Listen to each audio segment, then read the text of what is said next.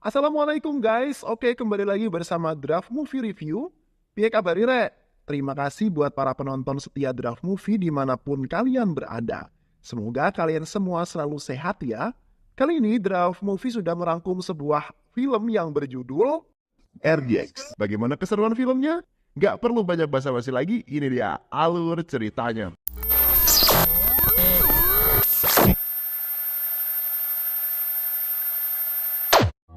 Di daerah bernama Kochi, sedang berlangsung festival gereja.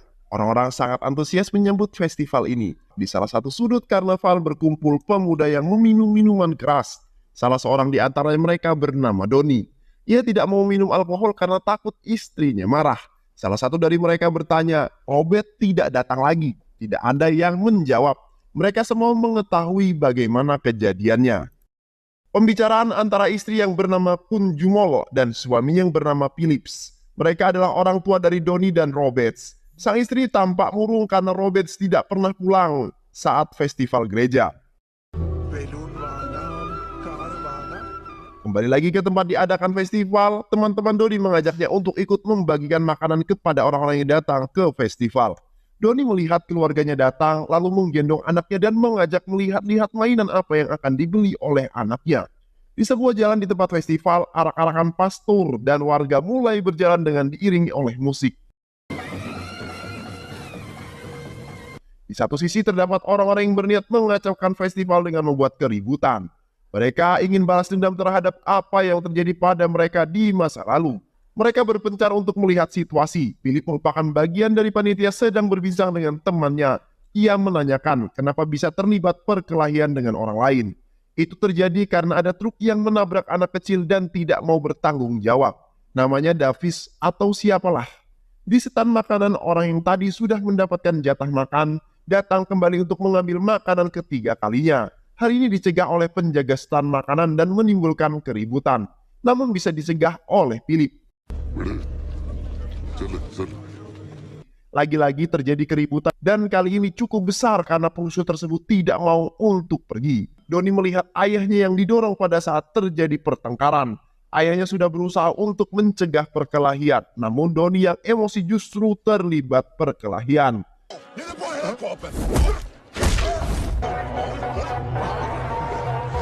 Mereka semua adalah anak buah Davis. Mereka pergi ketika mereka kalah melawan Doni. Doni sekeluarga pulang dengan mengendarai mobil. Philip memarahi karena Doni berkelahi. Kamu sudah lama tidak terlibat perkelahian, pertahankan itu, kata Philip. Pukul 3 dini hari dalam keadaan hujan terdengar suara pintu yang diketuk. Philip masih terjaga dan duduk di kursi goyang, lalu membukakan pintu. Ternyata yang berada di depan pintu adalah orang-orang yang mengenakan penutup muka. Ternyata mereka adalah Olson dan anak buahnya. Salah satu dari mereka melemparkan botol yang mengenai kepala Philip. Lalu mereka semua masuk ke dalam rumah memukul Philip dengan benda tumpul.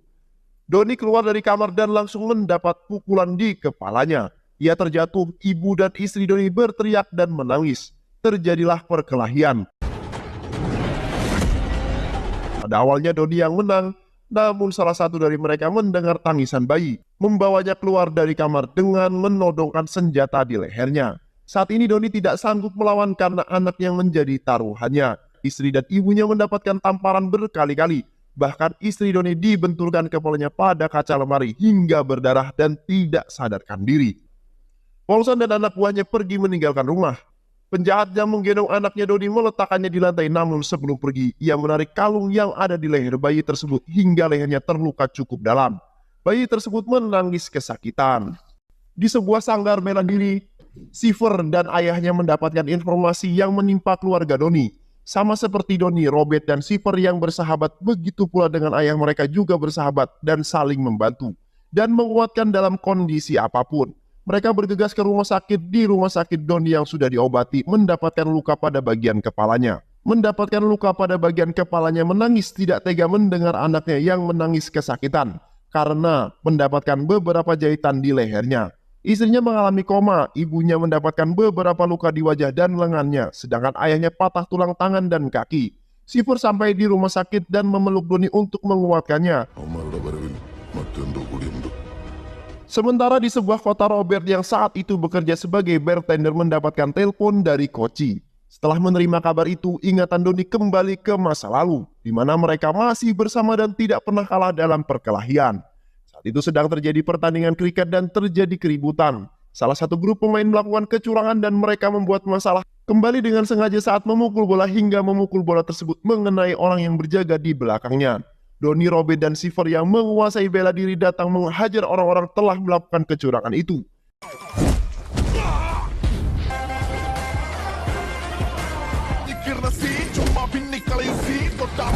Pembuat onar itu kalah dan 3 sekawan itu mengatakan jika mereka ingin mencari kami ada di Koci. Di sanggar bela diri mereka dimarahi oleh pelatih yang ternyata adalah ayahnya Silver. Mereka dimarahi karena membuat keributan. Bela diri yang mereka kuasai bukan untuk berkelahi, mereka masih saja membela diri. Hingga masuklah Minnie yang berbicara kepada ayahnya Silver. Minnie ingin meminta bantuan untuk memukul seseorang namun ditolak oleh ayahnya Silver. Saat Robert dan Silver keluar dari sanggar, mereka melihat Minnie yang masih berada di depan sanggar. Robert memanggil Minnie dan bertanya kepada Minnie yang sering melakukan kekerasan terutama pada mahasiswa perempuan. Robert menyuruh Minnie untuk naik ke motor, lalu mereka pergi ke kampus tempat Minnie kuliah. Masuk ke ruangan dosen itu saat sedang mengajar, meminta seluruh mahasiswa keluar. Hal itu kemudian menimbulkan kemarahan dari dosen yang kemudian Robert memukul dosen tersebut dan mengancam agar tidak melakukan tindakan kekerasan kepada mahasiswanya. Hal itu disaksikan oleh mahasiswa yang lain dan mereka bertepuk tangan dengan apa yang dilakukan oleh Robert. Di sebuah dapur, Robert sedang membantu ibunya membuat makanan.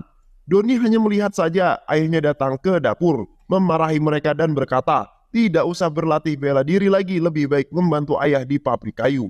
Di dalam kamar terjadi perbincangan santai antara Doni dan Robert. Robert berbicara mengenai Minnie. Doni berpendapat Minnie tidak akan menyukai Robert karena sifatnya yang pemarah, kasar dan tidak romantis. Robert pun membalas jika Doni juga bukan orang yang romantis kepada Simi, sang pacar.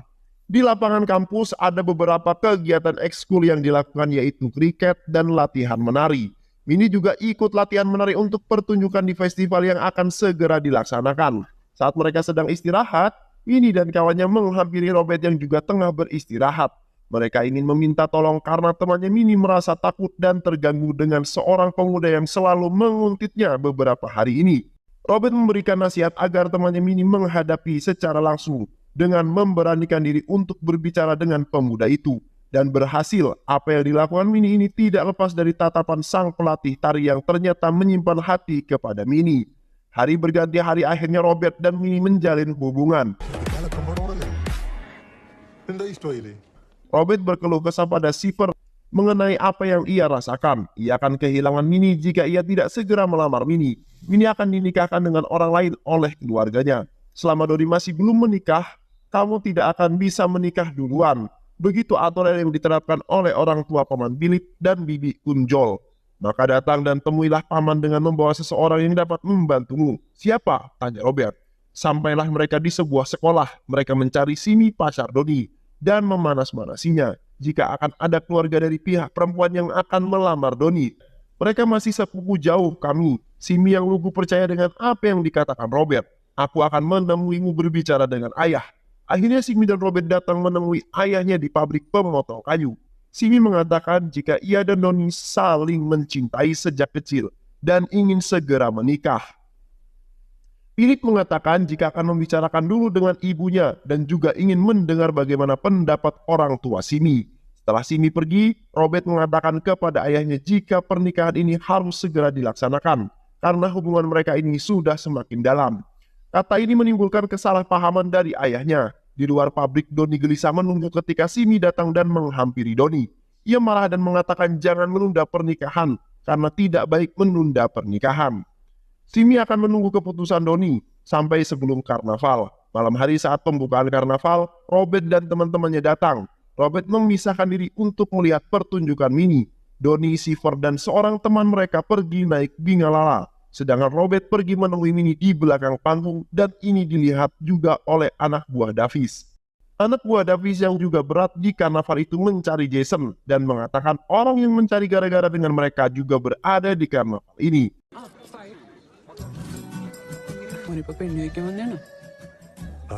Pentas pun dimulai dengan tarian-tarian yang dibawakan oleh Minnie dan teman-temannya. Melihat beberapa tarian yang mesra, Robert merasa cemburu. Dari belakang seseorang datang mendekat ke arah Robert.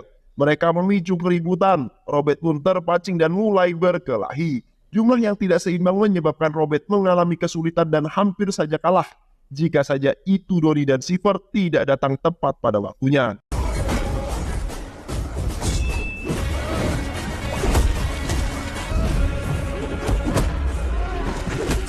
Anak buah Davis lagi-lagi kalah dan Jason mengalami patah tulang kaki. Hal ini membuat Robert dimarahi habis-habisan oleh keluarganya.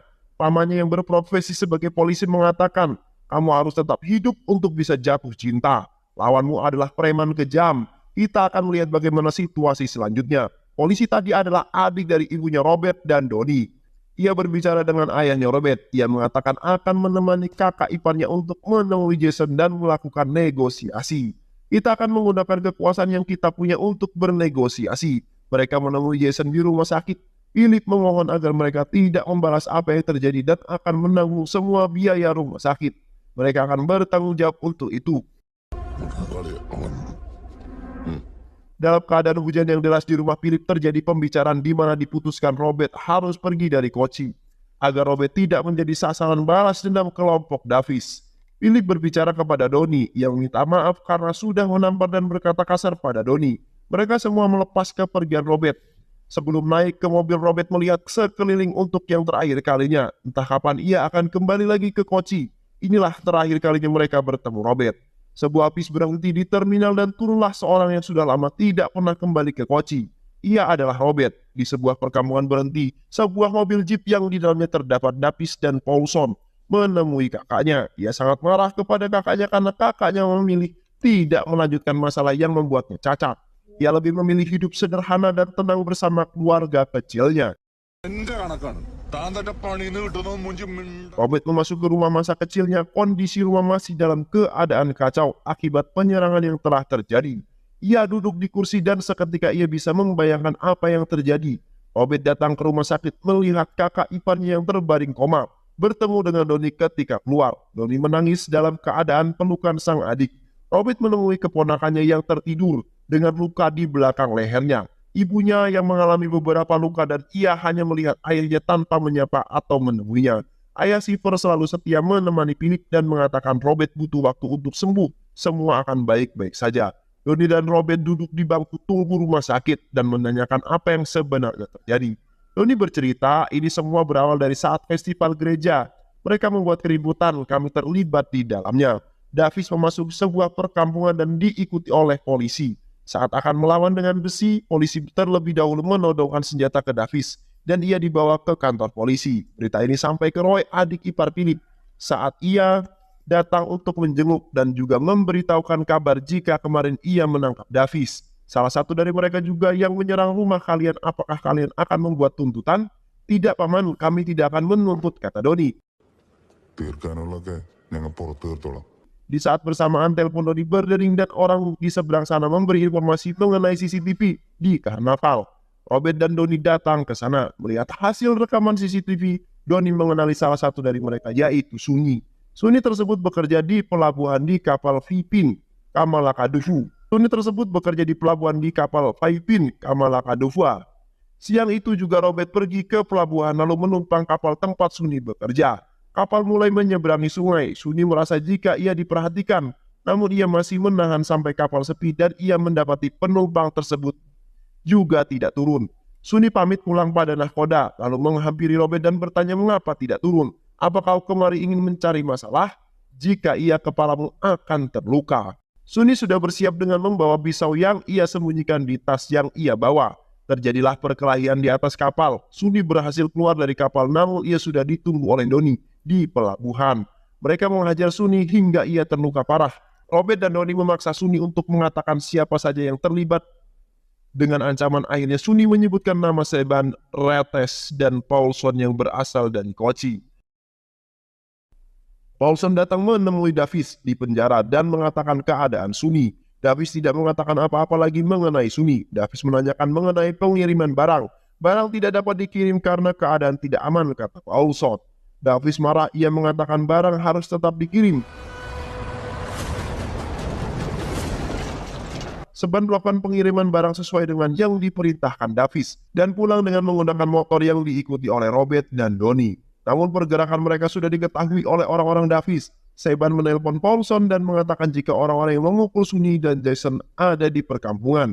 Mereka semua bergerak menuju kampung. Ternyata kehadiran Robert dan Donnie memang sudah ditunggu oleh mereka. Perkelahian tak dapat dihindari, mereka semua mengalami luka di beberapa bagian tubuhnya. Kejar-kejaran pun terjadi, mereka saling memukul dan melempar barang-barang yang ada di dekat mereka. Donnie semakin terdesak karena kalah jumlah dan lehernya diikat dengan tali dan ditarik ke atas. Saat inilah Cypher datang untuk membantu Donnie.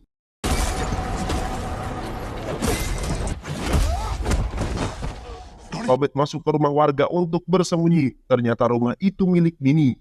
Mereka berdua sama-sama terkejut. Minnie meminta Robert untuk pergi dari kampung karena jumlah mereka yang tidak sebanding. Mereka berhasil keluar dari kampung dengan menggunakan satu motor. Di tengah jalan, pandangan Cypher mulai merabun. Ternyata Cypher mengalami luka di bagian kepala. Akhirnya mereka jatuh dari motor yang dikendari oleh Cypher. Kemudian Cypher pun pingsan. Di rumah sakit, Cypher sadar dari pingsannya, kemudian ia membangunkan Robert dengan kakinya. Mereka bertiga membantu Cypher untuk duduk dan mengatakan ia baik-baik saja. Di ruangan lain, Minnie datang mengunjungi orang tua Robert, dan Robert mengetahui itu segera datang. Minnie berbincang dengan Robert di kantin rumah sakit. Ia menanyakan kabar Cypher dan mengatakan jika Rates orang yang mereka cari adalah suami Minnie. Minnie berhenti kuliah setelah kejadian itu. Orang tua Robert pernah mengunjungi kediaman Minnie untuk membicarakan perjodohan mereka, namun ditolak oleh keluarga Minnie. Aku sudah berusaha keras untuk menolak menikah tapi gagal dan seperti inilah keadaanku. Aku juga ingin memberitahukanmu hal lain, yaitu masalah Paulson. Ia tidak sama dengan Jason. Di dunia ini orang yang disayangi adalah Seban dan kalian sudah melukainya. Aku mendengar mereka akan melakukan penyerangan ke rumah sakit. Berhati-hatilah Robert. Malam hari di rumah sakit, Philip selesai mengganti perban dan akan kembali ke kamarnya. Robert mendengar benda jatuh dan ketika melihat keluar tidak ada siapa-siapa. Bergegas ia mendorong kursi roda ayahnya. Di pertengahan jalan tiba-tiba saja lampu mati. Perasaan Robert semakin tidak enak. Di kamar Cypher ia menyalakan lampu emergensi dan ketika melihat ke jendela ia melihat banyak orang-orang datang dengan menggunakan bajai. Di rumah ICU tempat Sunny dirawat, anak buah Davis berhasil dihentikan oleh Donnie dan terjadilah perkelahian dan kejar-kejaran yang melewati ruangan tempat ayah mereka dirawat. Melihat hal itu, Robert segera keluar untuk membantu Donnie. Satu penjahat berhasil melarikan diri ketika lampu mulai menyala kembali.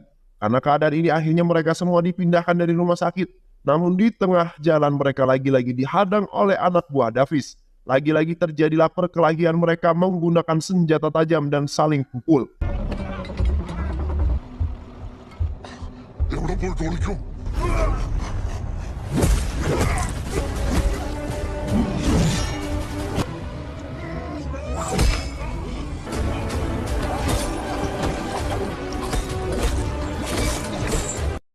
Robert, Donnie, dan Cypher saling bahu-membahu hingga akhirnya ayah Cypher ikut turun tangan untuk membantu mereka. Paulson memerintahkan anak buahnya untuk kembali menyerang mereka, namun mereka kalah kembali. Robert dan Donnie Cypher menghajar Paulson hingga tak sadarkan diri dan tergeletak di tanah. Akhir yang bahagia, mereka semua kembali berkumpul dengan keluarga mereka dalam acara pesta ulang tahun anaknya Donnie. Saat itu Roy menerima telepon dan mengatakan jika Davis sudah bebas dengan jaminan. Philip menengok pada anak-anaknya dan memberi isyarat. Davis berjalan sendirian ketika baru keluar dari kantor polisi. Sesampai di jalan sepi, ternyata ia telah ditunggu oleh 3 sahabat tersebut. Mereka menyerang Davis. Davis tergeletak di atas tanah.